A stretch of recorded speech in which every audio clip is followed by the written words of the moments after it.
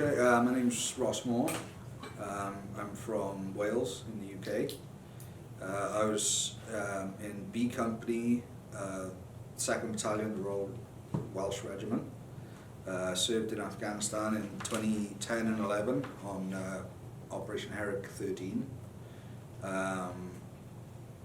We were based in Helmand Province, southern Helmand Province, around the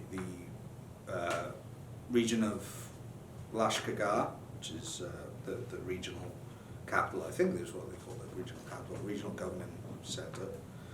And we kind of operated north of Lashkargah, in and around, depending where we needed. And then later on, we moved further towards Kandahar province and linked up with the US forces, which were based down there, and we helped them out. Did different things. I was in my regiment was an armoured infantry regiment, so we were based in working from armoured fighting vehicles, which is like a medium tank which holds 6 comfortably troops in the back as well.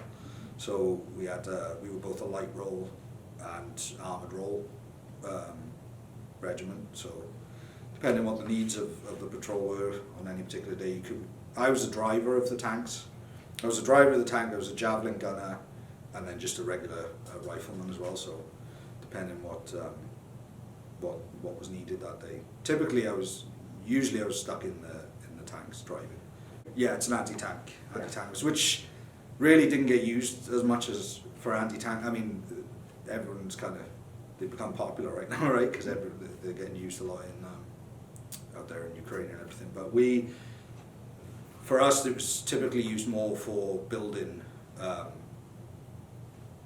destruction, basically, because they were very powerful weapon system. So if there was people hiding in bunkers and huts and things, we would use a javelin on that.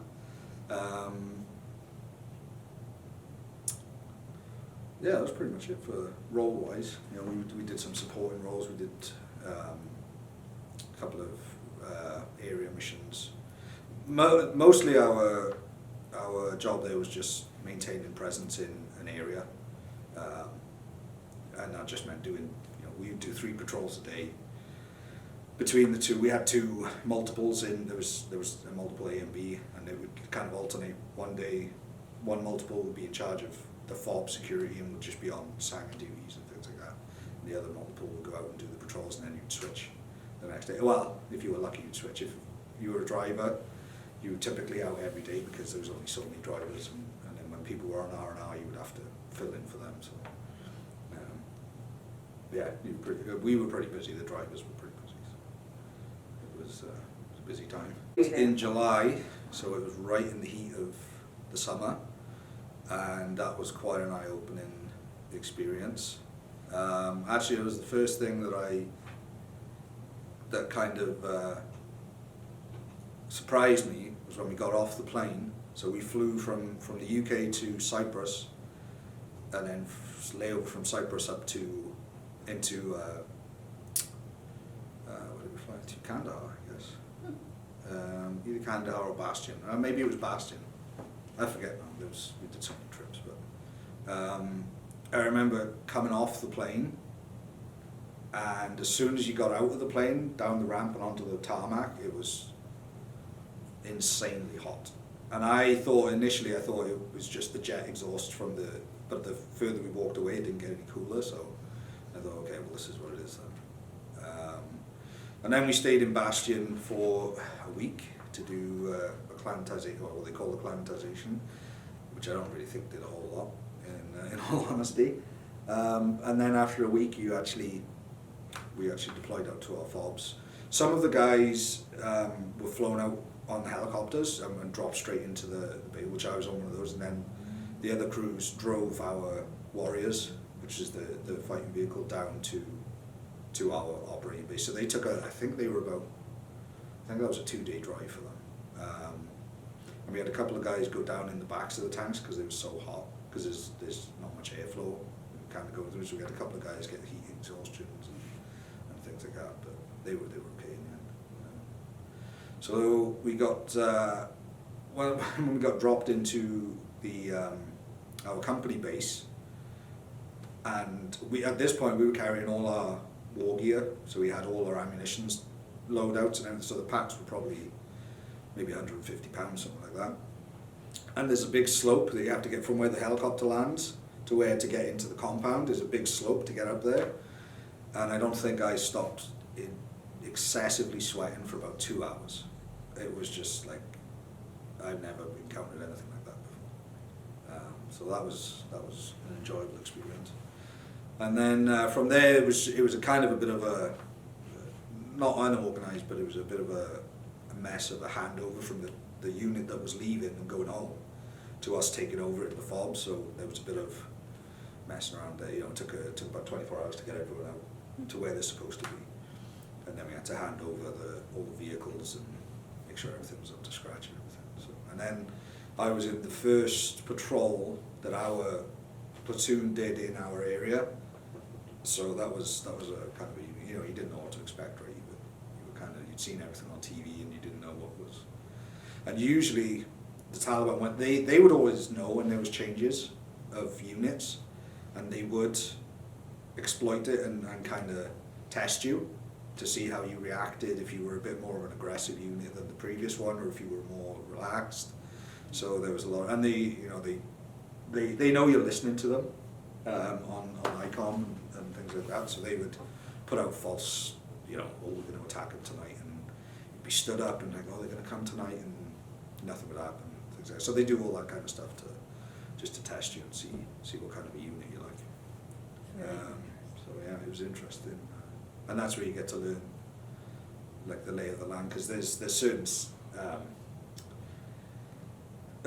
signs that you see if they fly a flag, like they would fly these big white banner flags, which was basically indicating that it was a Taliban sympathetic area or a Taliban controlled area, and you'd see those when you kind of patrolling around, and you get to know which areas were safe, which areas you were likely to get shot at from, and all the rest of it. So yeah, it was quite an interesting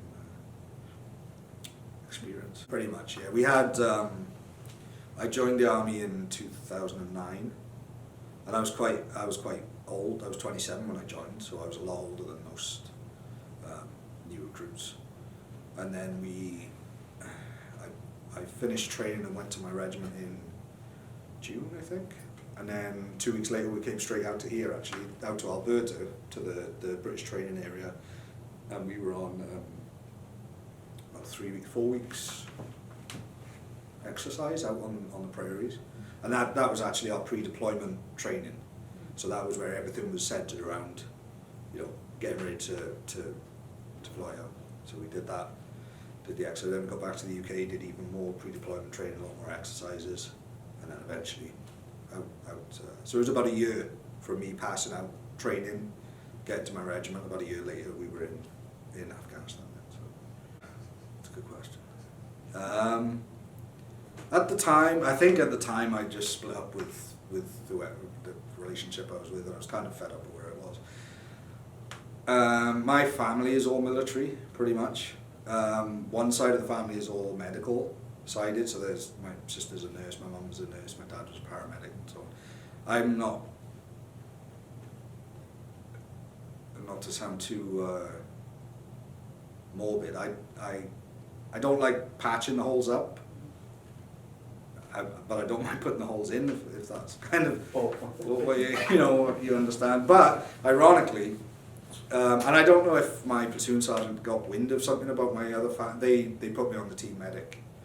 So I ended up I was kind of spread around a few different things. So I wasn't specifically in one role all the time. I was kind of bouncing around from a lot of different things. But yeah, I ended up being the section medic, and so I couldn't escape it that way either.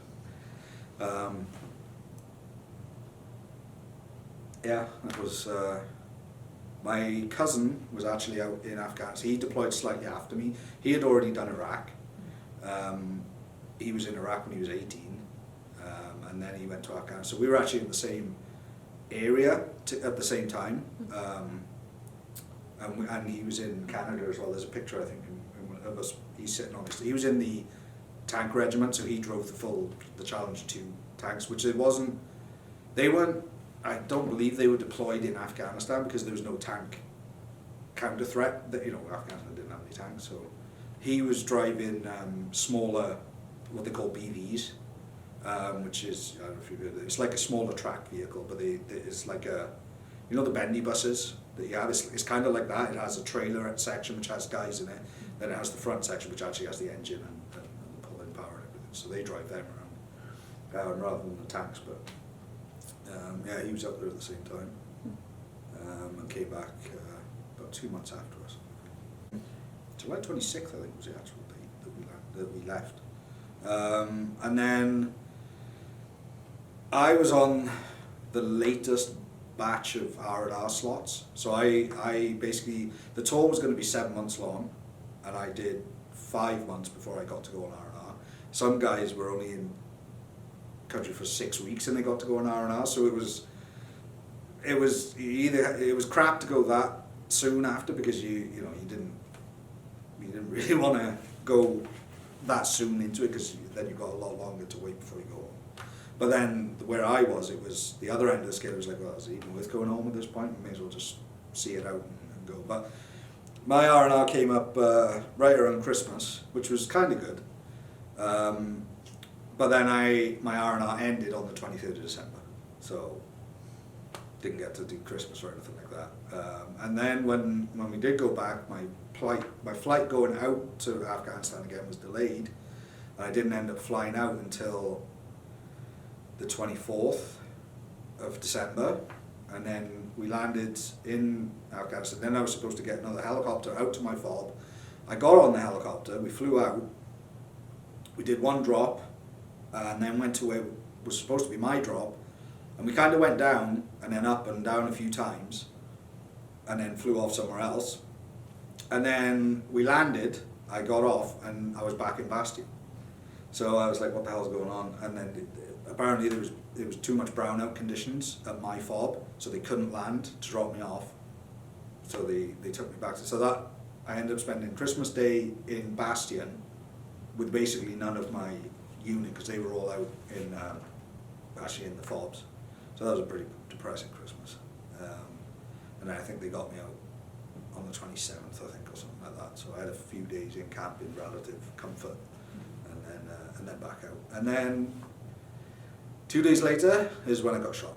So I was like 4 days back from R&R, then I got injured, and then I had 2 surgeries in Bastion, and then eventually they sent me home on the flight. So we were doing we had one of the engineers with us, and they're the guys that put in wells for different communities and villages. So the whole idea of the patrol was we were supposed to meet with the heads of the villages and ask them what they needed and try and provide, because they were trying to do like what they call the Hearts and Minds campaigns, where they kind of try and build a relationship with rather than be seen as an aggressive sort of force. So we would go into this area, which apparently had not been, no one from NATO forces had been there in something like 3 years or something like that, apparently. So we were going in there to try and open a dialogue with them and see if they needed stuff. And I was the front man, which was typically the case. If I was on foot, I was usually the front guy. I think because I was older and a bit more capable, from 18 to early 20-year-olds. So I was always at the front, which means you're doing the Val and minesweeping if you think you need to. So, I think there's a picture. It's got me with this pack on, with the metal detector in the side and things like that. So I was at the front, and we started working our way through this compound system, and all the way through we would meet sort of little groups of civilians, and they would say, oh yeah, they want to see you further up the village, just keep going up through. So we did kind of go through, and then what actually started the suspicion, I suppose, of something going was as I was walking down a compound road, or between this path, I could smell marijuana very strongly, and I kind of relayed that through to my platoon commander, who was actually coincidentally is Canadian, He had dual citizenship, so he's from Alberta. And he just said, yeah, okay, well, let's carry on. And we came to a compound opening, because the way their compounds are set up, it's just all big wooden, mud walls with different openings, so you'll have multiple compounds up in one sort of village. And you could see the opening, and I kind of poked my head through to look, and then right behind the wall where we'd walked along was all this harvested marijuana, which was stacked maybe 6 feet high and probably 40 feet long, so it was a big, and when you see that, you know it's, like, there's only one reason why they're cutting all that down to sell it, to get weapons and all the rest of it, right? So that sort of sent an alarm bell off, and then we kind of started looking into it a bit, and there was a fire burning, but there was no people. So straight away there, we were like, okay, where's everyone gone? They would, oftentimes, they would kind of, go indoors or something if we were patrolling through, just because they were wary of, us and things like that. But this was clearly something had been happening very recently, and then they all shut off. So as we were looking around the compound, we found a few more things that were kind of suspicious, like the mortar aluminum round that we would use, that you fire it up and then a parachute comes down. We found the empty casings of them, so once they've been fired, they will open up in midair and then just drop to the ground, and they would pick those up to use for IEDs. So they would reassemble them, bury them, and so we found a bunch of the empty canisters. So we were like, okay, well, someone's up to no good somewhere. And then slowly people started appearing, and the one that really stood out was one guy who was, we're pretty sure he was on drugs of some type, opium or whatever, because he was, bloodshot, and his eyes were all bloodshot, and he was saying like, oh yeah, go, the village elder or the leaders are in the next compound up, just keep going up and see them. So we kept going up, and what happened was where two compounds connected, there was one pathway between them, but it was very closed in. And typically we don't like going down those because it's an obvious ambush point. So we were going to try and cut through another compound, but as we got to it, they wouldn't let us through because they said it was the females' compound, which in their culture you can't.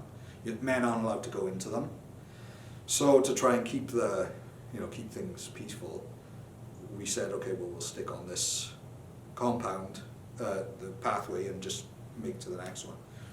So we said, okay, fine, we'll carry on. And as I started down the compound, there was, right down the end, you could see a bunch of kids were leaning around and looking, and then all of a sudden they ran off.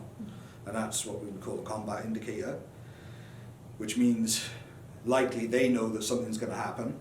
So I radioed that back to my platoon commander. I said, a bunch of these civvies have just run off. Something's probably going to happen. And then it's pretty much as soon as I let go of the Pressel was when there was an opening in the wall there, and that's where I got shot from. So as soon as I'd said something's probably going to happen, something happened. So they started shooting. That's where I got hit. And I don't know if it went, because I would have been holding my rifle like that, so it came that way, went in there, came out the back, and I don't know if I jumped on the floor, if I fell on the floor, I don't really remember that part of it, but I was on the floor, and then it was just chaos. It was, and the one that scared me the most, so they were firing from the front of us, from the left where I got shot, and then there was one who was just putting his rifle, his AK, over the compound wall to my right, and was just spraying. And that was the one that was the most worrying, because they couldn't go in. If you know someone's pointing at you, you can move out, try and get into cover. When they're just putting it over the top and just spraying, you don't have no idea where they're going, and they were just landing all over the place. So yeah, so I managed to crawl. I was in a little scrape, probably maybe 6 inches deep, so it really wasn't giving me any cover. But next to me was a wadi, which is a dried up river or a stream bed. So I knew I had to try and get into that. So I was crawling away from the firefight, and then I had the rest of my patrol was behind me because I was the front guy. So you have to basically filter back through while they fire you. So I was crawling away from it, and I took another round through the backpack, and you can see the entry bullet there, and then there's another one there, And this one, I believe, went all the way through the backpack, through here, through the top, and then came out at the top there. It's been sewn up now because I had to keep using the backpack, but there's another one there. So there was a couple of rounds that went through my backpack, and that would have been positioned like that. So they obviously shot at me while I was crawling away. My head would have been right here, and that came out right to the side. So I think there was, I think they said there was about 5 shots altogether that hit me. In one area, only one of them, well, 2 of them technically hit me, one that went all the way through, then there was another one that just grazed me, and I had a big burn blister from the friction of the round. It must have been, literally millimeters away from me. So that was a pretty lucky day.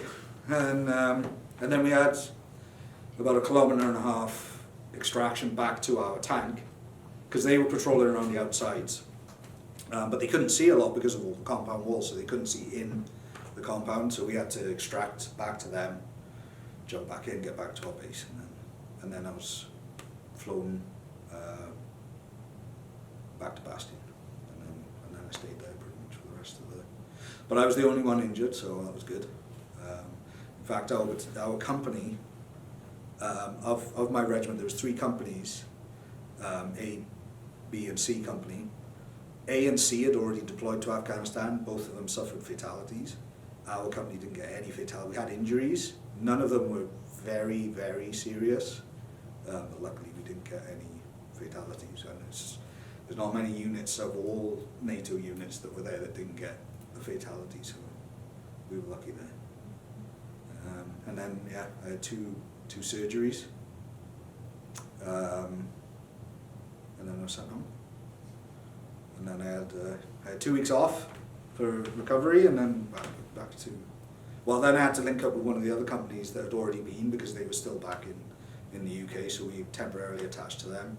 Didn't really do a whole lot. And then my unit came back 7th of April, I think was when they returned, so you do like a home parade. But going home is not like... and I've kind of laughed about this. When you see YouTubes on video YouTubes of usually of like American forces, when they come home, there's a big fanfare or a secret. The guy walks in the high school and sees his kids and all that sort of stuff. But it's a lot less glamorous than that in reality. I turned up in the UK at like 2 in the morning. Got driven back to my unit. I didn't have a bed to sleep in because everything's locked up. So I slept on a floor in a communal area until the next morning, and then I got to see the medical officer, and they said, yeah, go home. So yeah, it's not like you see on TV. And getting shot is definitely not like it is in the movies. There's no... My arm just basically was useless because there was a lot of nerve damage and things, so it was just hanging there, couldn't do anything with it. It was spraying blood everywhere and all the rest of it. I did pass out at one point. When they were treating me on the ground, they put a tourniquet on and all the rest of it. And actually that was really painful as well. It's surprising how painful a tourniquet is. But yeah, I did, I remember my vision went, like when you see oil slick on water, that's what my vision went like. It just went all like multicolored and psychedelic almost. And then, I think it only lasted a couple of seconds. There was a few slaps in the face, and then I kind of woke up and, yeah, and then off we went then. So that was that incident, and then there's 4 significant instances where I most likely should have, or I was expecting to get injured. I don't know if you want to hear, yeah. So the first real time that I almost got shot was we were actually patrolling close to our original base, the Yellow 1-4 fob that was on the, and we were patrolling with 2 Afghan police, and there was a bit of, the commander of the Afghan police section that we were based with, he had a hit, apparently his brother-in-law, or maybe his full brother, was a Taliban commander.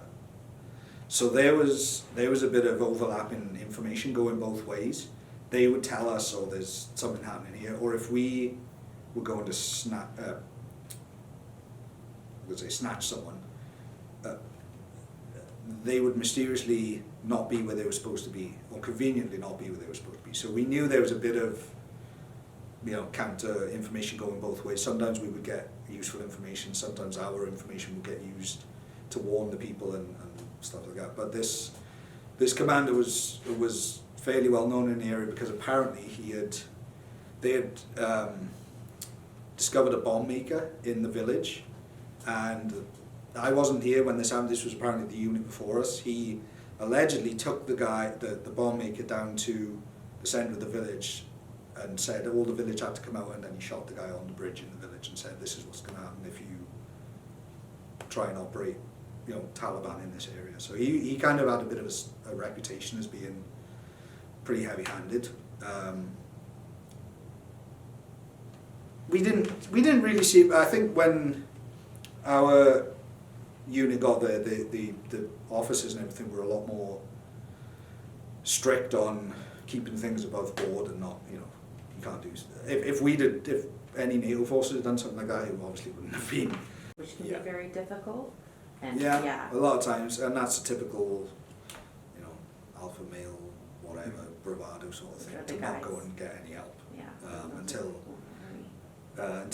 you can recognise that it is having a negative effect in your family, and you don't want to make things worse for your family, so that's when it's time to swallow your pride and go and do something. And that's kind of what my wife said about this as well. She said maybe it would help to go and talk to someone about it, because all my friends are in the UK, all my family's in the UK. I've got some friends and workmates and things, but I don't really. If they ask, I'll tell them stories, but I don't really go out and broadcast everything to them. Before I was in the army, I was a sound engineer in a recording studio, so music and all that kind of stuff is kind of more my interest and things like that. So I was working at a car dealership, and that's where I didn't like work. So I left there, went to the other one, and it was much better. And now I'm in it. But my original plan when I was moving over, I was going to, hopefully, I was going to join the police, and I didn't have a chance. There's too much sort of nepotism and things going on. I applied to 3 different, and with combat experience, you'd think you'd have a fairly good chance, but so and so's nephew got the job, or so it was, and so I just gave up. And I was trying Bruce Power, security was another one. I was considering getting in, but that's the same sort of thing. Unless you know someone who's already in, it's very hard to get in or get on the slot. And, now I've let myself go, so I don't think either of those things are happening anytime soon. I'm not the fit lad I used to be. Same as it's always been. It is what it is. There's no the Russians couldn't do it.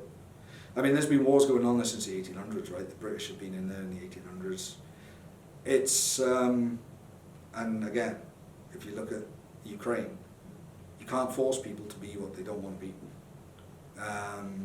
If they're happy to be what you think is, not a good way to live, that's their choice, right? So, I think they're going to have a lot of problems. It's hard to see it from our perspective, the way they don't allow women to have education or women to be in. To me, that is not a good way to live. But if they don't know any different, I mean, if that's what you're brought in to accept, then that's what it's going to perpetuate, right? It's an ideology, not a political, well, kind of a political thing, but it's a religious and ideological subject, not something that can just be fixed with, oh, let's invade, make everything better for them, they'll say thank you. And that's exactly what Russia's trying to do now, right? So I'm not saying our tasking in Afghanistan is equal to what Russia's doing, because it's totally different at this point, I think. But it's just not. It's not a. I don't know if there is a remedy. I don't know if there's a problem, right? To them, they may not see it as a problem. They want to live how they want to live. Just let them get on with it. It's. I don't think it was worth 20 years of us being there. I really don't think we achieved a huge. Like I say, other than maybe having that short period of time where people who are now not able to go to school or not able to be teachers and doctors and whatever, that's the problem. But if you've got to remove the ideology rather than try and get in there and just say, oh well, just keep soldiers in here. And it's not a viable option, I don't think. So. I don't know what the I don't know if there is the legacy is. It's just, to me, a lot of injured and dead soldiers for very little accomplishment. To me, that's what it seems like. No, I don't think. I mean, no, I don't. I think you pretty much covered a lot of things. The what might be surprising is what, and I can't say this for every soldier, but especially infantry combat roles, like I was in infantry and things like that. A lot of people assume that being shot at is the worst thing, but it's not. Which is going to probably sound very odd. Or as an example, the most afraid I was in all of the tour of Afghanistan was not when I was being shot at, not when not when I got shot. None of that. I wasn't scared as such. There was a bomb maker which was apparently and this was being tracked by British Special Forces.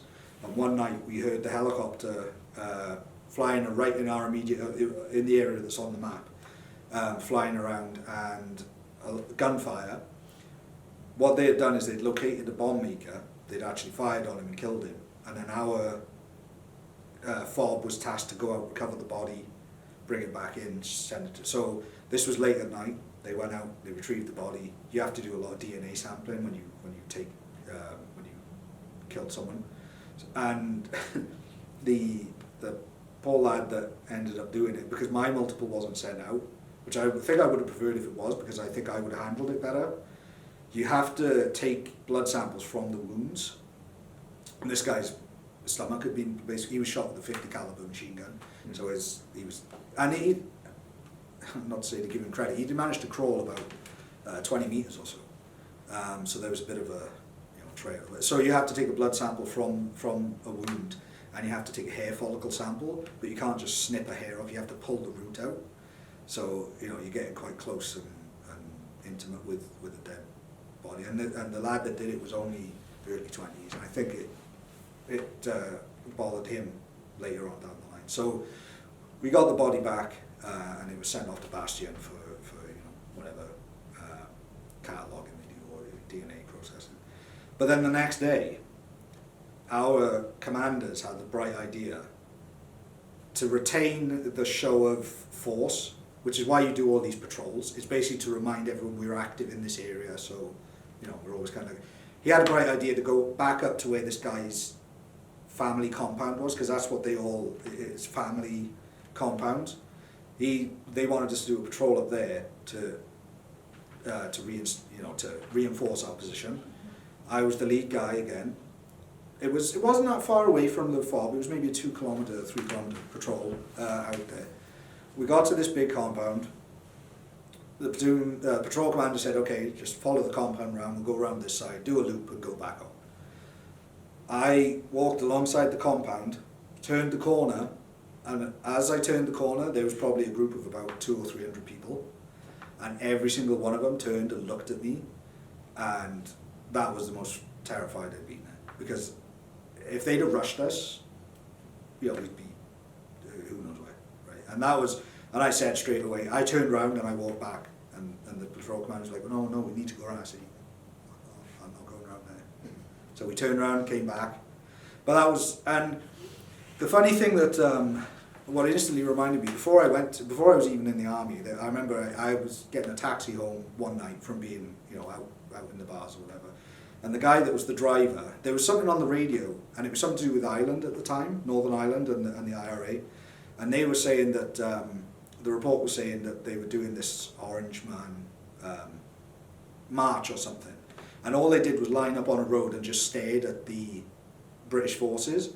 And I think the friend I was with at the time was like, well, what's so scary about that? And the guy who was driving was an ex-soldier, and he turned around and kind of said, like, you'd be surprised how scary it is when you're met with like just a massive group of people who are completely opposed to you, And that's exactly what it reminded me of when I saw them all, the fact that they all turned around and looked. And obviously hated, because we just killed, whether he was Taliban bomb making or what, to them it was their family, right? And obviously they probably didn't look too kindly on us at that point. So that's probably what I think people think that the scariest part is the bombs and the bullets, which are, scary, but you kind of learn to live with them. Most guys do. A lot of guys suffered with insomnia when we were there. And there was a few cases of guys that would injure themselves to get sent home. Like one lad dropped a weight barbell on his foot. And then a couple of guys just couldn't, Ash, one of them was a corporal. And he'd already been to Iraq at least once, maybe twice. So he couldn't sleep because at the time there was a lot of what they call blue on blue attacks happening. Well, not blue on blue, green on blue, I think it was basically the Afghan National Police or Army would have people inside who were Taliban sympathizers, right? And what they were doing was they would wait until the guys were asleep and they would go in and shoot them in the beds. So a lot of guys were terrified of that. It didn't bother me for some, because I just thought, well, if I'm asleep and they do it, I'm not going to know. Like, well, hopefully I won't know. Which is an odd mentality to, take on it. But I figured, if I just keep relentlessly not getting any sleep, when I'm out patrolling and I'm supposed to be the front man that, picks up the combat signs and the bombs or the IEDs, someone else is going to get killed. So, but then other guys just couldn't handle it, and then they couldn't operate, and then they would get sent home because they just couldn't operate because they were so tired, they were fatigued, they were falling asleep, standing up, basically. So that's something I think that people don't realise a lot more, is that it's not so much the bombs and bullets, it's other stress factors and things like that, which is surprising. Actually, when we were in training, they actually do exercises which are designed, they're sleep deprivation exercises. And the one that I did, I had 11 hours sleep in 7 days. So, and by the end of it, you're barely functioning, you're just kind of going. And but to give it credit, that's the positive side of the training that we get. And probably, any NATO sort of nation, like I said earlier, you can see the difference between Russia and the two things are totally different. Mm-hmm. But once because you're constantly practicing it, you're constantly drilling, so all your reactions are unconscious. Right. So, like when I was shot, I don't know if I jumped on the floor or if I just fell on the floor. But your body knew to get down. I was on the floor, yeah, one way or another, so yeah, it was, but it does reach a point where you just can't, you can't function.